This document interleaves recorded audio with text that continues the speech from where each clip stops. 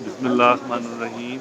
یہ باب ابو بکر ہے، بالکل باب سلام کے پیچھے ہے، اور یہ پہلے بند رہتا تھا. یہاں پہ انٹری مشکل تھی، اب انہوں نے اس کو کھول دیا ہے. ذرا سے کھولتے رہتے ہیں، یعنی کہ اب آپ اپنی نماز آسانی سے، یعنی کہ روضہ رسول مسجد نبوی میں روضہ رسول کے قریب جو دو جگہیں ہیں جہاں پہ آپ بڑی آسانی سے روضہ رسول کے قریب کسی ہرڈل کے بغیر اگر آپ ٹائم پہ ہیں تو نماز پڑھ سکتے ہیں. وہ ایک باب ابو بکر ہے، اور اس کے پیچھے جہاں فین شروع ہوتا ہے، جہاں چھتریاں شروع ہوتی ہیں، وہاں پہ آپ نماز پڑھ سکتے ہیں. لیکن یہ میں جب سے مدینہ آیا ہوں، میں یہ سامنے جو جگہ آپ کو یہ پہلا دروازہ نظر آ رہا ہے، یہاں پہ اندر نماز پڑھتا ہوں. مغرب کی نماز میں پیچھے پڑھتا ہوں، پھر میں سلام کرتا ہوں، اور پھر میں اس کے بعد یہاں آ جاتا ہوں. جگہ مل جاتی ہے. یہ باب ابو بکر، یہاں پہ حضرت ابو بکر کا گھر تھا.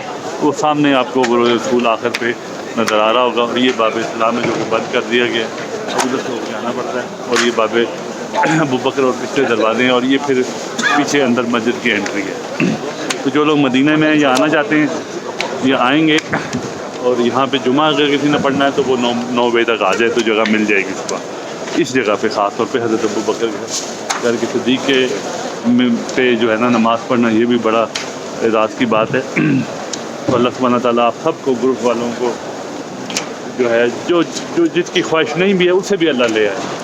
جس کے ذہن میں یہ بات نہیں بھی ہے، اللہ تعالیٰ اسے بھی لے آئے کہ اللہ اپنے گھر میں لے آیا، رسول پہ لے آئے، باب ابو بکر پہ اور رسول پر آپ کو نماز پڑھنے کا موقع ملے. لازم بات ہے، یہاں نماز پڑھیں گے گناہ کم ہوں گے. زندگی میں کچھ دن یہاں پہ ادب کے گزریں گے اور گناہ کم ہوں گے. تو جو ہے اللہ تعالیٰ آسانیاں کرے، ملک پاکستان پہ بھی کرم کرے.